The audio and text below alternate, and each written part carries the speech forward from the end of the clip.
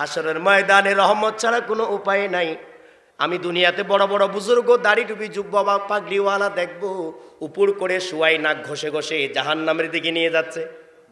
অনেক বড় বড় আলেম যাদের আলোচনা শুনে শুনে আমরা রাতকে রাত দিনকে দিন পার করেছি, যাদেরকে লক্ষ লক্ষ টাকা খরচ করে দাওয়াত দিয়ে মেহমান বানিয়েছি, এমন অনেক আলেম নামধারী যাদেরকে জাহান্নামের দিকে ধাক্কা দিয়ে দিয়ে আঘাত করে করে নিয়ে যাওয়া হবে। এটা আমার কথা নয়, হাদিস শরীফ। আল্লাহর প্রিয় নবী বললেন, আলা ইন্না শাররা শাররি শিরারুল উলামা ওয়া ইন্না খায়রাল খায়রি খিয়ারুল উলামা। মিশকাত শরীফের মধ্যে আছে হাদিস শরীফটা। আল্লাহর প্রিয় নবী সাবধান করে দিলেন, ও আমার উম্মত শুনো, নিশ্চয় নিশ্চয় আলেমের মধ্যে এমন আলেম আছে যারা সৃষ্টি জগতের মধ্যে সবচেয়ে নিকৃষ্ট। সবচেয়ে কি নিকৃষ্ট? যদি বলা হয় সবচেয়ে নিকৃষ্ট প্রাণী কোনটা, আপনারা বলবেন শূকর। কি বলবেন? এটা স্বাভাবিকভাবে সবাই শূকর বলে, ঠিক না বেটি? কিন্তু আল্লাহ রসুল সেটা বলছেন না। আল্লাহ রসুল বলছেন সবচেয়ে নিকৃষ্ট প্রাণী হলো আলেম নামদারি শয়তান। ঠিক না বেটি? ইন্না শাররা শাররি, কত কঠিন কত বল, শাররা শাররি শিরারুল উলামা, সবচেয়ে নিকৃষ্ট জীব ওই ব্যক্তি যে আলেম নামদারি, আল্লাহ রসুলের দুশ্মন, আহলে বাইতের দুশ্মন। ঠিক না বেটি? লক্ষ লক্ষ টাকা খরচ করে আলেম দাওয়াত দেন, আলোচনা শুনেন, রাতকে রাত দিনকে দিন চোখের পানি ঝরে ঝরে পড়ে। এই আলেমকে হাসরের ময়দানে দেখবেন জাহান্নামের দিকে যাইতে। তখন সালাম, হুজুর কিরে আপনার ওয়াজ শুনে শুনে তো আমরা বুঝলাম অনেক কিছু, আপনি এদিকে যাচ্ছেন, ঘটনা কি? আপনার অবাক হবেন না? কোরআন শরীফ, সূরা ফুরকান, এগুলো আমার হাসি কথা না, বাস্তব কথা বলছে। হাত কামড় দিয়ে দিয়ে বলবে, আফসোস করবে। হাত কামড় দেয় মানুষ আফসোস থেকে, ঠিক না বেটি? কোনো উপায় নাই, এভাবে হাত কামড় দিয়ে দিয়ে বলবে, আহা আহা আহা, আমার এলাকার এই মানুষগুলো জান্নাতের দিকে যাচ্ছে। দুনিয়াতে আমি কাকে বন্ধু বানালাম, কার সাথে ছিলাম? আমি যদি আমার এই এলাকার আল্লাহ রসুলের আপন ওলি আল্লাহর প্রেমিক গোলাম, সালাতুল সালামের পাগল, সত্যিকার আল্লাহ এবং রসুলের পাগল, এর সাথে যদি আমার বন্ধুত্ব থাকতো, সম্পর্ক থাকতো, আমি যদি আল্লাহ রসুলকে বুঝতে পারতাম, মা আর রসুলি সাবিলা, আল্লাহ রসুলের পথে যদি আমি চলতাম, খেয়াল করবেন, মা আল্লাহি সাবিলা বলে নাই, মা আর রসুলি, আল্লাহর পথ তো আমরা বুঝবো না। আল্লাহর পথ কোনটা? প্রিয় নবীর পথই আল্লাহর পথ। সুবহানাল্লাহ বলেন না? এখানে পথ মানে হাঁটা চলার পথ না, ঠিক না বেঠিক? পথ মানে হাঁটা চলার পথ না, দিশা, দান। আল্লাহর প্রিয় নবী কি দান করেছেন সেটার উপর চলা।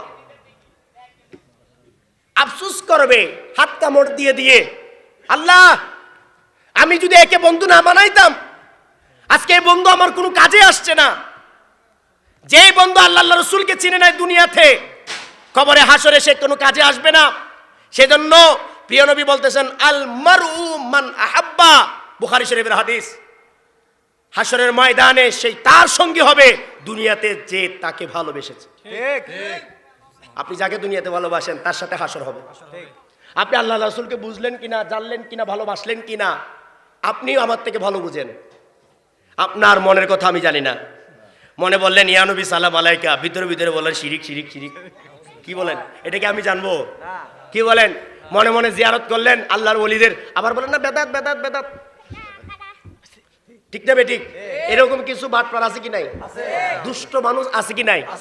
যারা মনে এক কথা মুখে আছে কি নাই? আপনাদের সমাজে না থাকতে পারে, আমাদের ওইদিকে দেখা যায়, আমরা দেখি এক মুখে দুই কথা।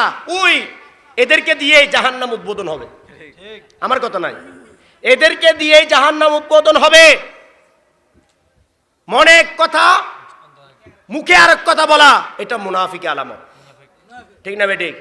সেজন্য আপনার অন্তরের কথা আপনি জানেন, আমার অন্তরের কথা আমি জানি। এত সুন্দর সুন্দর ওয়াজ করে, ওয়াজ আপনারা শুনেন, সেই টাকা, কারণ ওয়াজ সুন্দর করে বলতে পারলে তো টাকা বেশি পাবে। ঠিক না বেঠিক? সুন্দর করে ওয়াজ করলো কিন্তু ভিতরে তার কোনো আমল।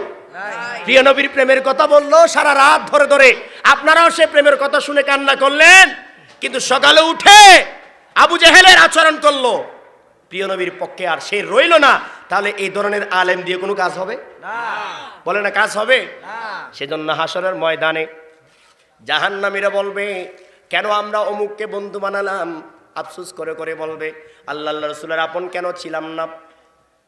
হাসরের ময়দানে আফসোস করে কোনো লাভ নাই।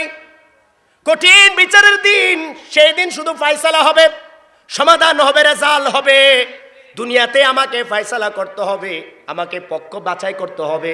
আপনি কোন দিকে যাব, কোন পথে যাব, কার সাথে থাকবো, কার পথে চলবো, কার কথায় বসবো উঠবো, কার কথায় কার দিশায় আমি চলবো, সেটা দুনিয়াতে ফয়সালা করতে হবে।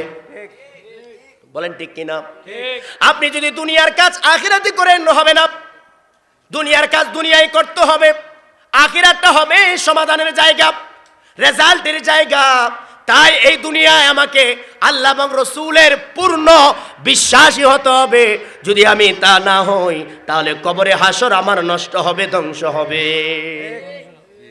অনেক বাহাদুর নামাজ পড়লাম, মনে করলাম যে জান্নাতি হয়ে যাব। আল্লাহর নবী বলেন, রহমত ছাড়া জান্নাতি হওয়া এত সহজ নয়, তবে অনেক সহজ যদি আল্লাহর নবীর গোলাম হয়ে যেতে পারো।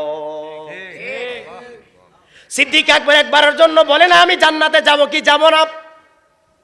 সাহাবায়ে কেরাম কখনো চিন্তাও করে নাই আমি জান্নাতি হব কি হব না।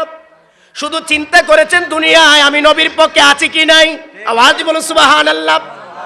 যখন যে অবস্থায় সাহাবীদেরকে প্রিয় নবী ডেকেছেন, যারা প্রিয় নবীর প্রিয় সাহাবী, সাথে সাথে বললেন লাব্বাইকা ইয়া রাসূলুল্লাহ, আমি সব সময় আপনার জন্য কুরবান। প্রিয় নবী বললেন মক্কা শরীফ আর থাকা যাবে না, আসো মদিনা শরীফে হিজরত করতে হবে, আল্লাহ আমাকে হুকুম দিয়েছেন। সাহাবায়ে কেরাম নিজের স্ত্রীকে, ঘরবাড়ি, সম্পদ, মক্কা শরীফের মধ্যে অনেক ধনী মানুষ, শিল্পপতি মানুষ, মদিনা শরীফে গিয়ে কিছু নাই। মক্কা শরীফের অনেক বড় ব্যবসায়ী, কিন্তু মদিনায় হিজরত করেছেন, কারণ সবকিছু একসাথে নিয়ে যাওয়া সম্ভব নয়। তাই মদিনা শরীফে তার আর কিছু নাই, সব কিছু ছেড়ে দিয়ে আল্লাহর প্রিয় নবী বলেছেন তাই যেতে হবে। কেননা আল্লাহর নবী যেটা বলেন সেটাই আল্লাহ বলেন। সুবহান। বিশ্বাস আছে কি নাই? তাদের বিশ্বাস ছিল কি ছিল না? আমাদের আছে কি নাই? সাবধান। কারো খেয়ালে যদি আসে আল্লাহ রসুল থেকে আলাদা করবে, মানে আল্লাহ রসুল আলাদা বিষয়, তার ঈমান নাই। এখানে আলাদা বলতে কিছু শব্দ নাই।